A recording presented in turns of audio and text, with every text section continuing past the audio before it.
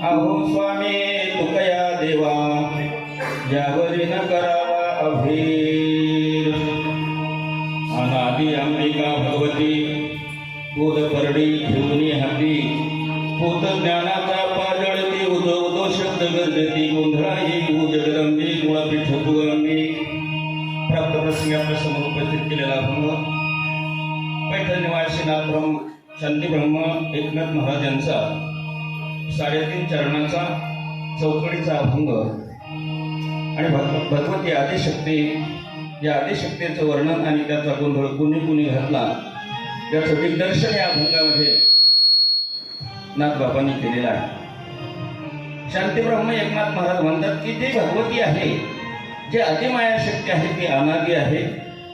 हातामध्ये एका बोध परडी घेतलेली आहे आणि दुसऱ्या हातामध्ये पोत घेतलेला आहे पण तो पोत ज्ञानाचा आहे आणि उधो उधो असा आवाज त्या ठिकाणी देते आहे. म्हणून अशी असलेली अनादी अंबिका भगवती तिनं गोंधळाला या ठिकाणी यावं कारण तीच मूळ पीठाची मूळ शक्ती आहे. त्या अनादी अंबिकेचा गोंधळ व्यासांनी घातला वशिष्ठांनी घातला सुखांनी घातला म्हणजे हे तिथे अंबिकेचे गोंधळे आहेत म्हणजे भक्त आहेत. आणि गोंधळ घालत असताना सर्व द्वैत भाव अंतःकरणावरचा निरसन करून अद्वैत स्वरूपानं त्या भगवतीची पूजा सर्व साधू संतांनी या ठिकाणी केलेली आहे. त्यामध्ये गोंधळ घालण्यामध्ये मुकुटमणी सांगितलं पुंडलिकच नाव त्या ठिकाणी घेतलं कारण प्रथम गोंधळ पंढरपूर नगरीमध्ये पुंडलिकानं घातला मुकुटमणी पुंडलिक. त्यानंतर 33 कोटी देव सुद्धा त्या ठिकाणी पाचारण करून गोंधळाला त्यांनी सहभाग नोंदवला आणि अशा प्रकारे सर्वच त्या ठिकाणी गोंधळ घालतात. आणि नाथबाबा म्हणतात की अशा गोंधळामध्ये मी स्वतः त्या ठिकाणी काय करतो तर मी त्या ठिकाणी आनंदानं नाचतो.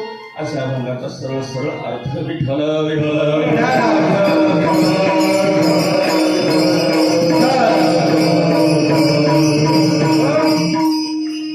अभंगाचा भाव आपल्या समोर ठेवण्यापूर्वी परिहार द्यायचा तो असा.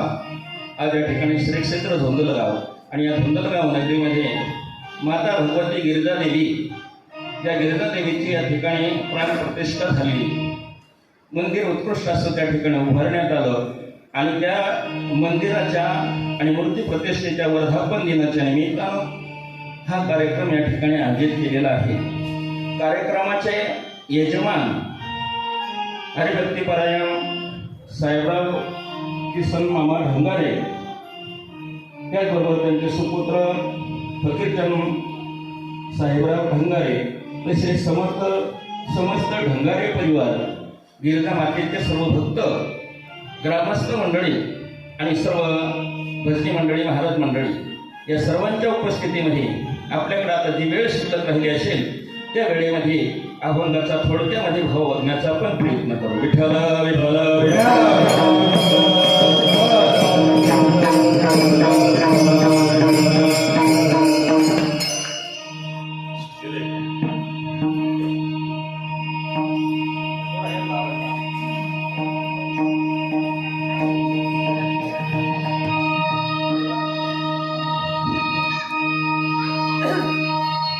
वक्रतुंड महाकाय सूर्यकोटि समप्रभ निर्विघ्नं कुरु मे देवं सर्वकार्येषु सर्वदा. आधी विनंती करू गणपती विद्यादया सागरा अज्ञान हरवी बुद्धिमती देहाराध्य मोरेश्वरा.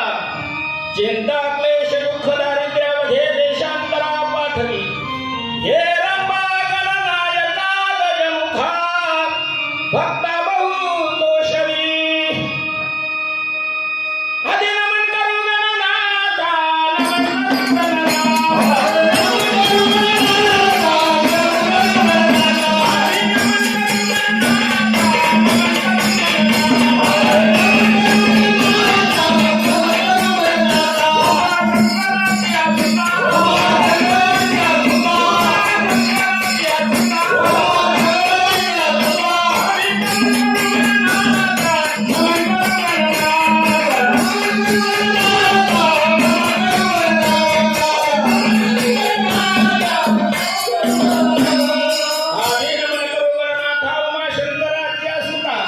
चरणावरी ठेवून माथा साष्टांग ही आता दंडवत. आता नमो शारदा तेथ पुराणाची आत्मजा वाक सिद्धी पाविजे सहजा येथे चरण पूजा दंडवत. या कुंदेन तुषार हार धवला या शुभ्र वस्त्रावृता या विनावर दंड मंडित करा या पेश्वेत पद्मासना. या प्रभृते देवी सदा वंदिता सामा पातो सरस्वती भगवती निश्चयाळ्या पहा. आता नो वाग्विलासिनी जे चातुर्यार्थ कला गामिनी ते शारदा विश्वमोहिनी नमिनी मिया. ये हंसावरती बसून चाले वृंदावनी बसून. ये हंसावरती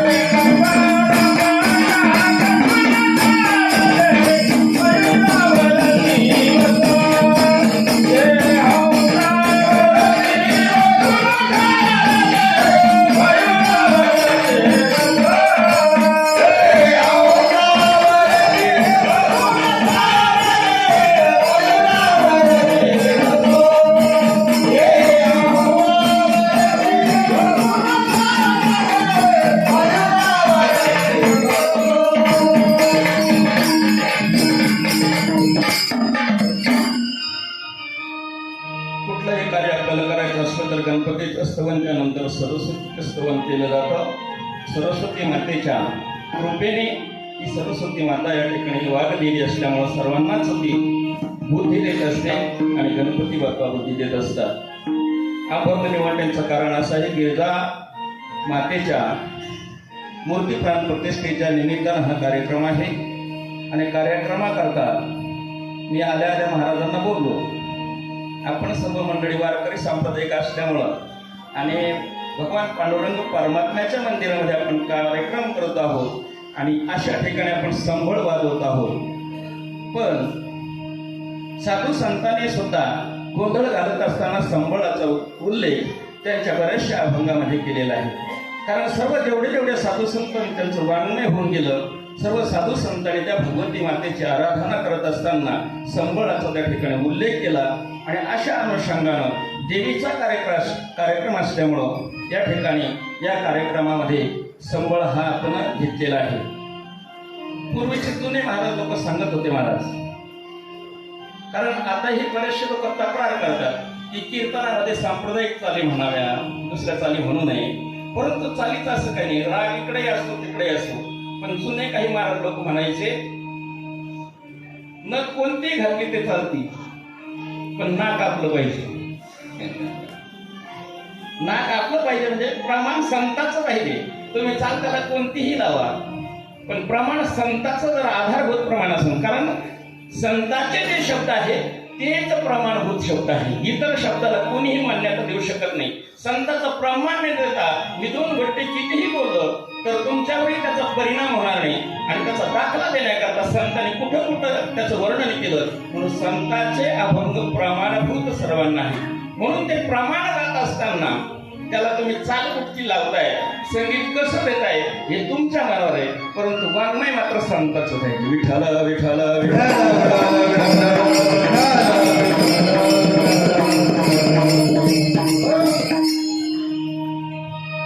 देवी आणि देव द्वैत तत्वज्ञानामध्ये या दोन जरी वाटत असल्या, पण वारकरी संप्रदाय हा कल्पित द्वैत वास्तविक अद्वैत असलेला संप्रदाय. म्हणजे देव देवता अनेक जरी दिसत असत्या, परंतु साधू संतांनी सर्व देवी देवतेमध्ये नव्हे सर्व आचार सृष्टीमध्ये एकच भगवती शक्ती, ती चैतन्य शक्ती भरून उरलेली आहे असं सर्वांनी अनुभूतीलाही आणलं आणि या जगासमोर सांगितलं. मग तो पांडुरंग परमात्मा असला काय, जेजुरीचा खंडेराव असला काय, आणि देवी असली काय, या सर्व ज्या आहेत त्या दिसताना जरी वेगवेगळ्या दिसत असल्या, परंतु सर्वांच्या अंतर्यामी शक्ती मात्र एकच आहे. हे विश्व निर्माण करण्याच्या अगोदर भगवान परमात्म्याचं मूळ स्वरूप जे आहे ते मूळ स्वरूप कसं आहे तर ते मूळ स्वरूप निर्गुण आणि निराकार आहे. पण निर्गुण निराकारामध्ये कुठल्याही प्रकारचा आनंद नाही, कुठल्याही प्रकारचं दुःख नाही. भगवान परमात्म्याला इच्छा झाली आपण स्वरूपाला यावं, आणि म्हणून निर्गुण निराकार असलेला भगवान परमात्मा इच्छा झाली आणि मूळ मायेचा आधार घेऊन भगवान परमात्म्याने आकार धारण केला. परंतु वास्तविक जर स्वरूप पाहिलं तर कसं आहे तर निर्गुण आणि निराकार आहे. मग ते केव्हाही म्हणजे ज्या वेळेस या ठिकाणी ह्या ब्रह्मांडाचीही निर्मिती नव्हती आणि प्रलय झाल्याच्या नंतर अनंत ब्रह्मांडाचा सुद्धा लय होऊन जाईल, परंतु जे शुद्ध स्वरूप आहे ते स्वरूप तसं नाही तसं राहणार आहे. मग साधू संतांनी त्याही स्वरूपाचं वर्णन, कोणत्या तर निर्गुण निराकाराचं वर्णन आपल्या अभंगामध्ये.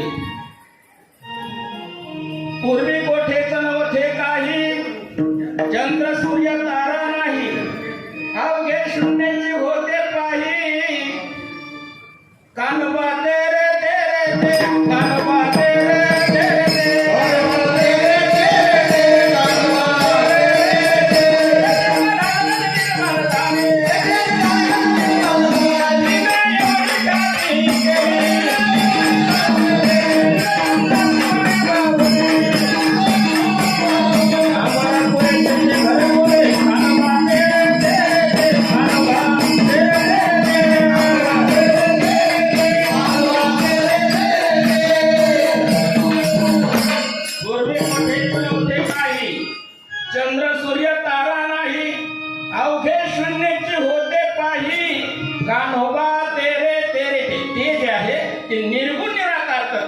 पण निर्गुण निराकार असलेलं तत्व त्याला निर्गुणामध्ये त्या ठिकाणी आनंद वाटत नव्हता. म्हणून त्याला असं वाटलं आपण आकाराला यावं आणि आकाराला येऊन या ब्रह्मांडाची काय करावी, निर्मिती करावी. म्हणून अनादि निर्गुण आणि निराकार असलेली ती शक्ती रूपाला येण्याकरता कशी प्रकट झाली. अनादि निर्गुण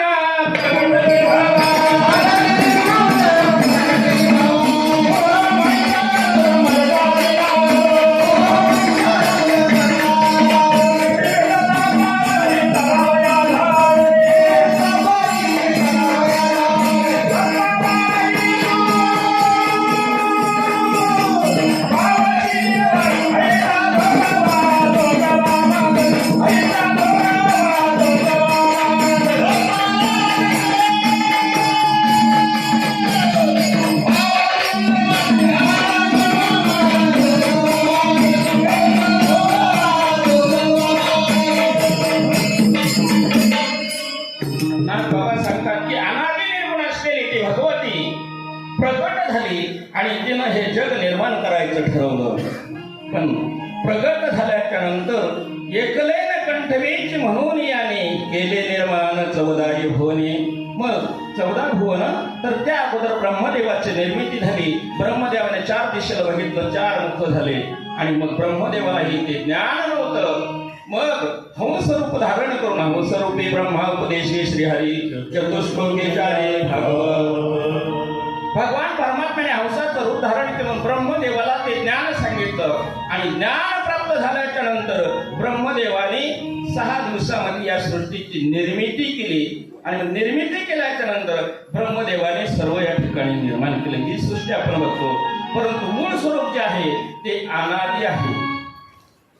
सर्व संतांनी या अनादी स्वरूपाला, निर्गुण निराकार स्वरूपाला प्राप्त करण्याकरता संपूर्ण आपलं आयुष्य खर्च केलं, अनुभव घेतला.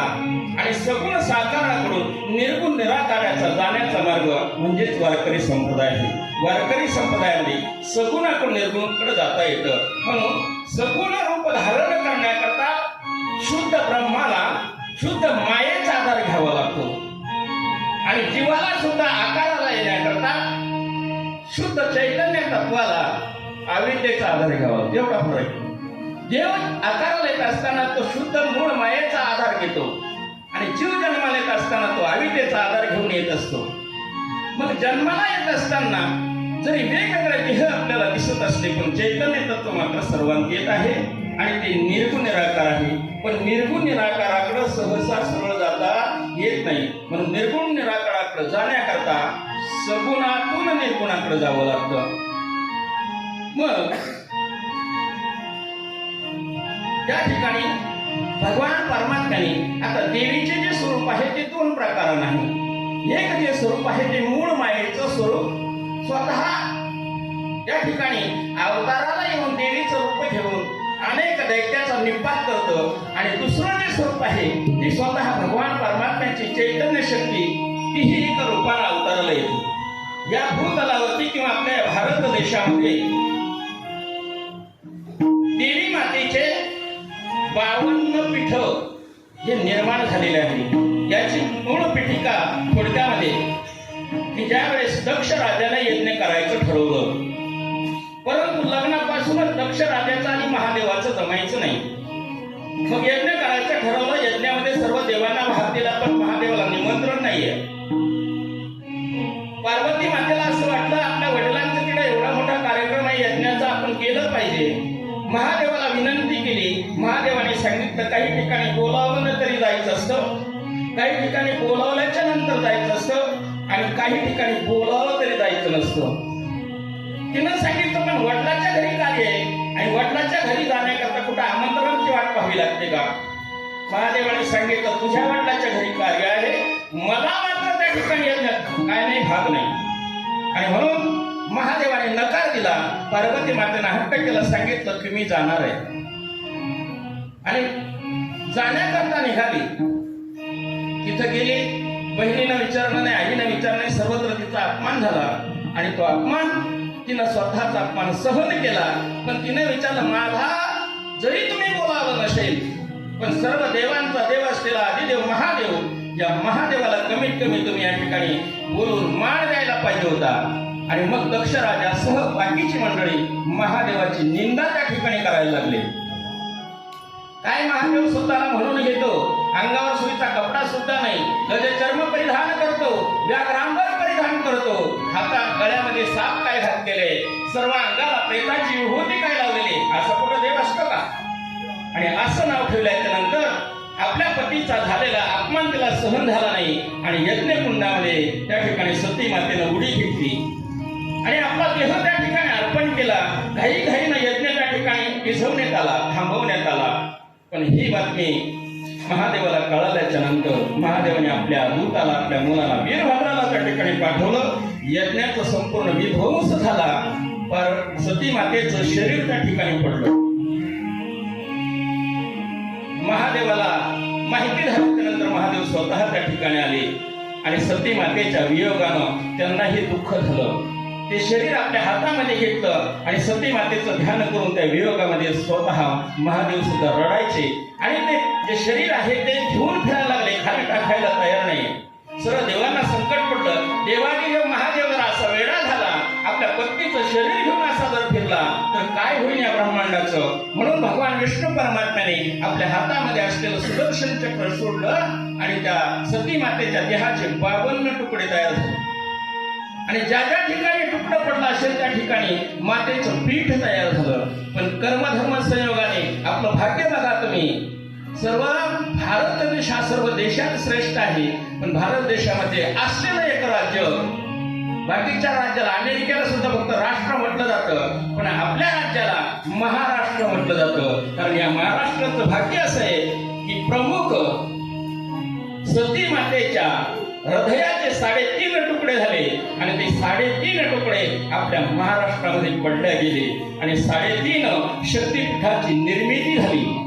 म्हणून आपलं महाराष्ट्र हे भाग्यवान राज्य आहे, पवित्र पुण्यवान राज्य आहे आणि 3.5 शक्तीपीठाची निर्मिती झाली. पहिलं पीठ आहे कोल्हापूरची महालक्ष्मी, दुसरं पीठ आहे माहूरगडची रेणुका देवी, तिसरं पीठ आहे तुळजापूरची तुळजा भवानी आणि चौथं जे अर्धपीठ आहे, अर्धपीठ म्हणजे वणीगडाची सप्तशृंगी. असे 3.5 पीठ आपल्या महाराष्ट्रामध्ये निर्माण झाले आणि या 3.5 पीठाची कीर्ती किंवा 3.5 पीठाचं महात्म्य सर्व साधू संतांनी सुद्धा वर्णन केलेलं आहे. मग तुळजापूरची तुळजा भवानी असेल, माहूरगडची रेणुका असेल, सर्वच देवींचं वर्णन साधू संतांच्या संत वाङ्मयामध्ये आपल्याला सापडतं. म्हणून नाथबाबांनी एका ठिकाणी माहूरगडच्या रेणुका मातेचं वर्णन केलंय. निर्गुण निराकार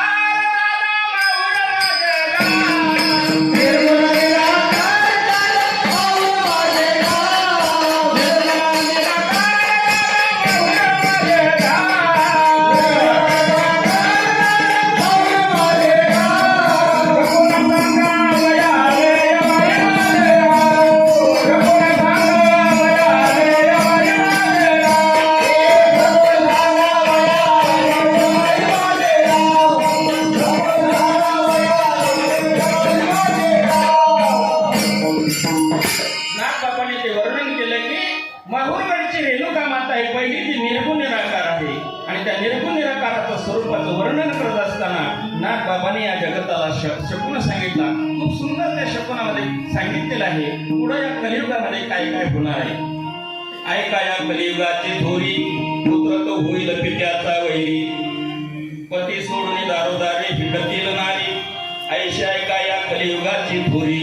असं बरंच भविष्य नाथबाबांनी या भगवतीच्या रूपकातून सांगितलं. म्हणून भगवती कशी तर निर्गुण निराकार दादा माहूर माझे गाव, शकुना सांगा वयाले यमाये माझे नाव. माहूरगडची रेणुका माता.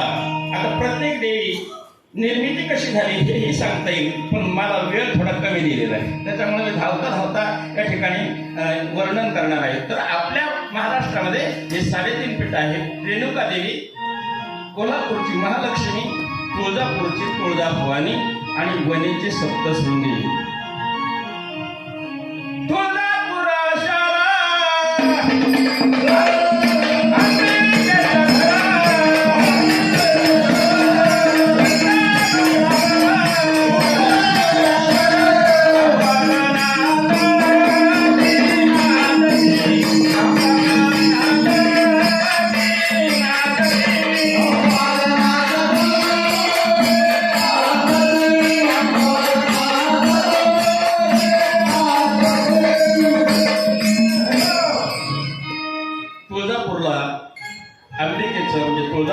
स्थान आहे.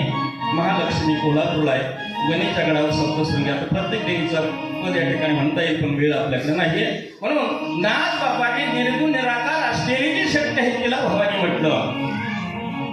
मौली ज्ञानोबारायण सुद्धा त्याच निर्गुण निराकार शक्तीला देवीचं त्या ठिकाणी रूप दिलेलं आहे. म्हणून माऊली ज्ञानोबाराय सुद्धा त्या देवीचं वर्णन त्या ठिकाणी करतात.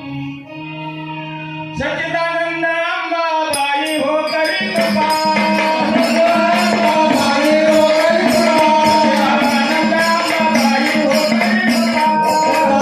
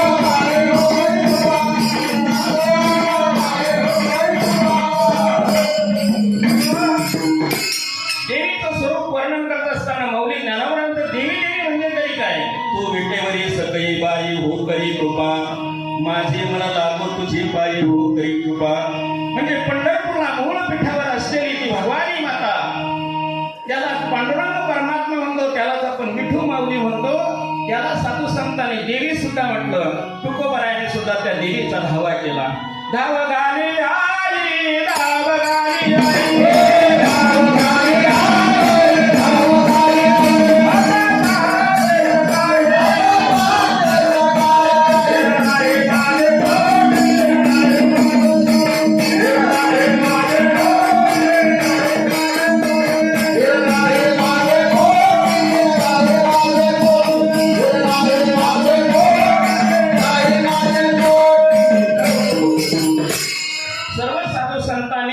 पांडुरंग परमात्म्याला देवीचं संबोधन देऊन हाक मारलेली आहे. कारण भगवान परमात्मा पुरुषाचं नाव घेऊन जर हाक मारली म्हणजे पुरुष वचनानं, तर आपल्याला माहिती आहे पुरुषाचं अंतःकरण थोडंसं कठोर असतं, पण आईचं अंतःकरण मात्र कळवळ्याचं असतं. आणि आईच्या अंतःकरणानं आई म्हणून जर हाक मारली तर भगवान परमात्मा आपल्याला लवकर ओढ देतो. म्हणून सर्व साधू संत त्या ठिकाणी माता आई विठाई म्हणून त्या देवीला त्या ठिकाणी हाक मारतात. म्हणून कुठलंही भगवान परमात्म्याचं स्वरूप असो, सगुण स्वरूप वेगवेगळं जरी असलं, पण सर्वांच्या अंतर्यामी मात्र ती भगवती माता किंवा ती चैतन्य शक्ती विराजमान आहे. आणि असंच मग नागबाबाला संत जनार्दन स्वामी महाराजांचा अनुग्रह झाला, कृपा झाली, कृपा प्रसाद मिळाला. आणि मग त्यांच्याही लक्षात आलं त्यांना निर्गुण निराकार असलेली जी भगवती आहे त्या भगवतीची त्या ठिकाणी अनुभूती आली. आणि भूती आल्याच्या नंतर ती भगवती माता अंतःकरणामध्ये निर्गुण निराकार स्वरूपानं अनुभव देते आणि समोर सगुण साकार रूपानं ती उभी राहते. तिचं वर्णन त्या ठिकाणी नागबाबा करतात.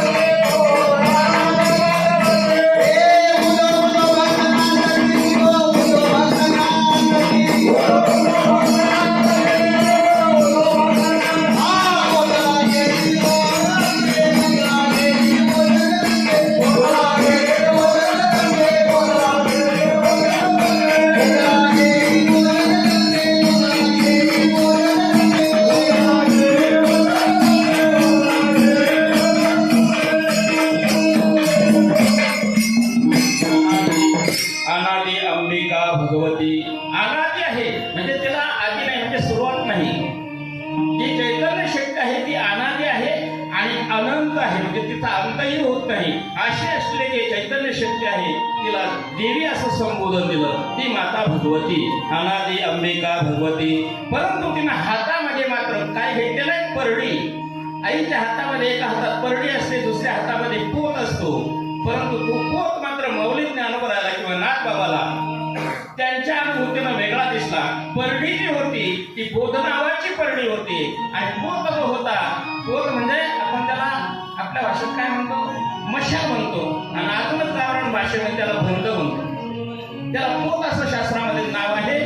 तर ज्ञानाचा पोत, बोधाची परडी हातामध्ये घेतली आणि ती अंबिका अनादी असलेली परंतु प्रगट झाली. बोध परडी घेऊन हाती पोत ज्ञानाचा पाजळती. आणि उधो उधो, आता उधो उधो म्हणजे नेमकं काय? तर उधो, तर ऊर्ध्व दिशा. ऊर्ध्व म्हणजे वर जाणे, वर जाणे म्हणजे उत्कर्षाप्रत जाणं. उत्कर्षाप्रत जाणं म्हणजे ती ऊर्ध्व शक्ती आहे की जिचं मूळ वर आहे. ऊर्ध्व मूलमदशाकं नश्वत्तं प्रागुरव्यं छंदांशी यश पर्णानि यस्तं वेदस वेदवेद. या संसार वृक्षाचं जे गुण आहे ते वर आहे आणि जे खरं मूळ आहे ती भगवती आहे किंवा ती चैतन्य शक्ती आहे, त्याला आपण परमात्मा सुद्धा म्हणतो. म्हणून आपल्याला कुठं जायचंय? तर आपल्याला ऊर्ध्व करत आपल्याला वर जायचंय. वर जायचं म्हणजे कुठं? उत्कर्षाप्रत म्हणजे त्या भगवत स्वरूपापर्यंत आपल्याला जायचंय आणि याला ऊर्ध्व असं म्हणतात, ऊर्ध्व दिशेला जाणं. पण आपण कसं आहे, हा जीव कसा आहे, ऊर्ध्व दिशेला जाण्याच्या ऐवजी या अधो दिशेला चालला. अधो दिशेला म्हणजे संसाराच्या दिशेला. अधो दिशेला जाणं म्हणजे अधोपतन होणं आणि ऊर्ध्व दिशेला जाणं म्हणजे परमार्थाचा परिपाक होणे. आणि म्हणून उधो शब्द जो आहे त्याचं वर्णन केलं. ऊर्ध्वमुखे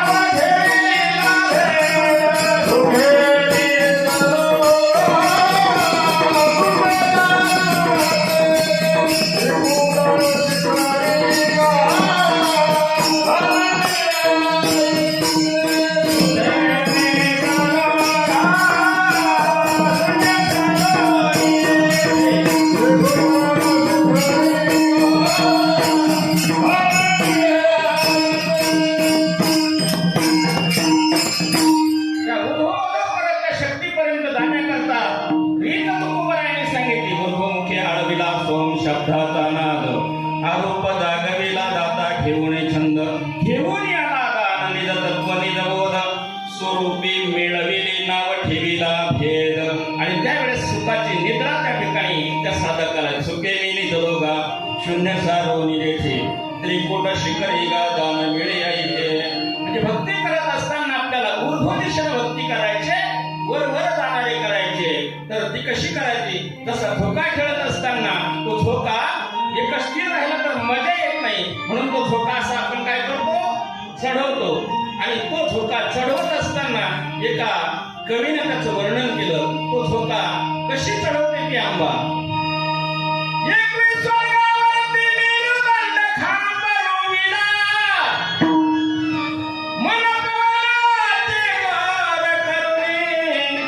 झोका बांधिला 21 वर्षावरती मेरुदंड नावाचा खांब रोवलेला आहे. आणि मन पवनाचे दोन दोर केले. मन पवनाचे दोर करुणी झोका बांधिला. मन आणि पवनाचे दोर केले. आणि हीच रीत साधू संतांनी सर्वत्र आपल्याला सांगितले. पुरावा द्यायचा जर असेल तर ना माऊली ज्ञानोबराय 12व्या अध्यायाच्या 6व्या ओळीत सांगतात. प्रत्येक ज्योतीची ओवाळणी करसे मन पवनाची खेळणी आत्मसुखाचे बाळलेही लेवविसी. मग हेच वर्णन त्या या काव्यामध्ये केलेलं आहे. मग तो पुढं काय म्हणतो, माझे भोळे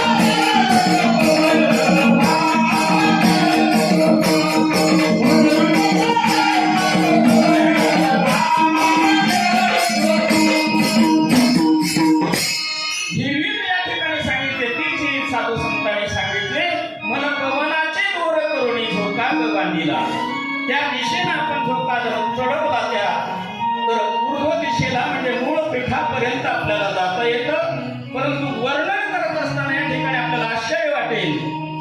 चांदणं कोणतं म्हटलं तर चांदणं पंचमीचं म्हटलं. मग पंचमीचं चांद जास्त की पौर्णिमेचं चांद जास्त? मग पौर्णिमेचं म्हणायला पाहिजे होतं, परंतु पंचमीचं का म्हटलं तर याच्या पाठीमागं शास्त्र आहे, याच्या पाठीमागं प्रमाण आहे. तर पंचमीचं का म्हटलं तर योग शास्त्रामध्ये आणि त्याच नाम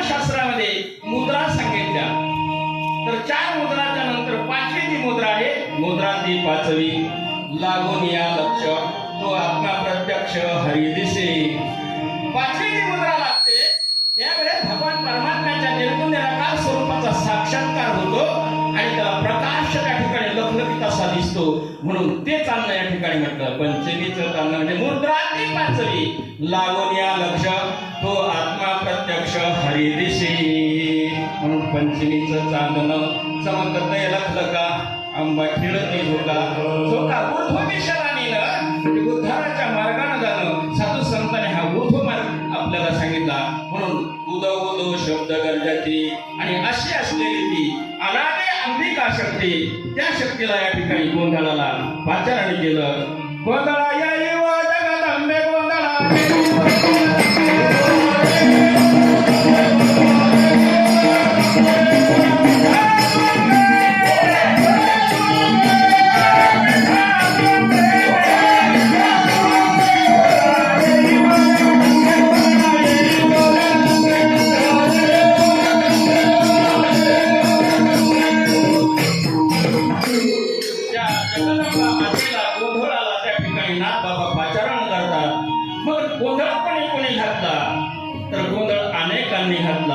त्यामध्ये वर्णन करत असताना नाथ बाबा सांगतात व्यास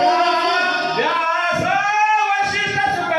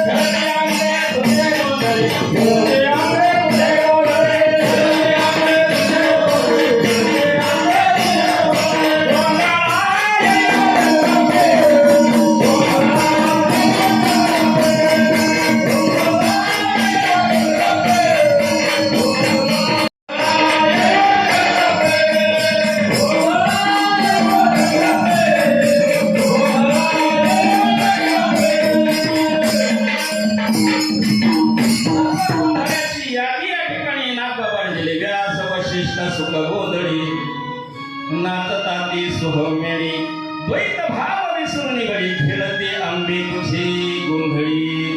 सर्व साधू संतांना हा अनादि निर्गुण असलेल्या भगवती देवीचा गोंधळ घातलेला आहे. म्हणून आपल्याला सुद्धा तो गोंधळ घालत असेल तर गोंधळ म्हणजे नेमकं काय तर गोंधळ म्हणजे त्या देवीचं नामस्मरण त्या देवीचं भजन. पण देवीचं असल्यामुळे त्याला गोंधळ असा शब्द वापरलेला आहे. म्हणून त्या देवीचं भजन करणं त्या भगवतीचं भजन करणं याला गोंधळ असं म्हणतात. म्हणून एक वेळेस आपण त्या भगवान परमात्म्याचं भजन विठोबार घुमाये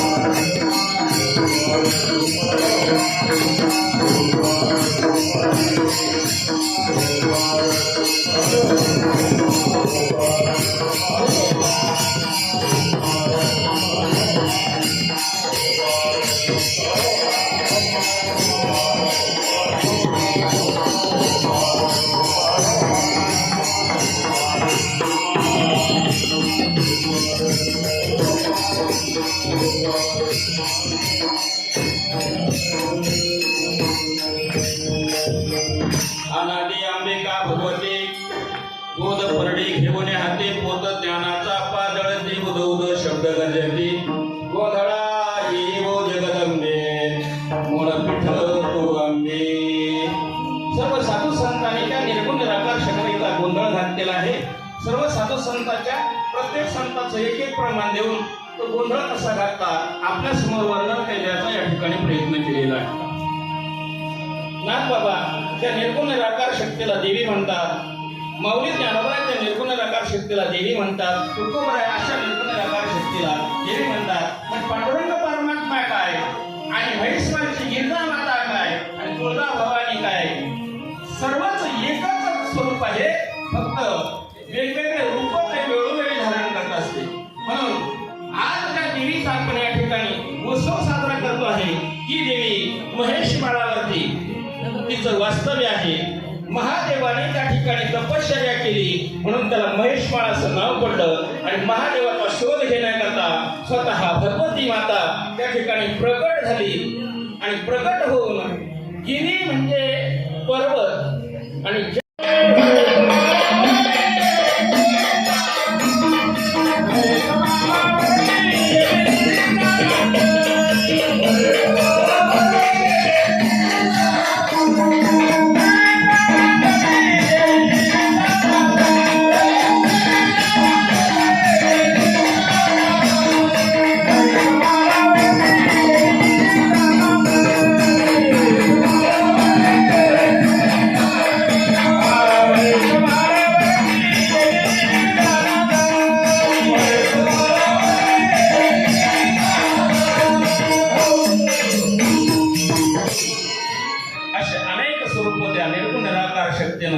देवाचेही घेतलेले आहे, देवीचे घेतलेले म्हणजे अनेक रूपामध्ये अनंत रूपे अनंत वेशे देखील त्याशी वापर देवर पुनबान द्यायची.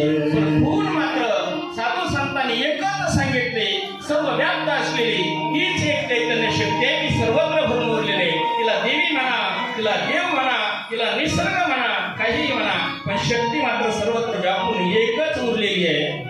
आणि त्या ठिकाणी त्या शक्तीचा गोंधळ सर्व साधू संतांनी घातला.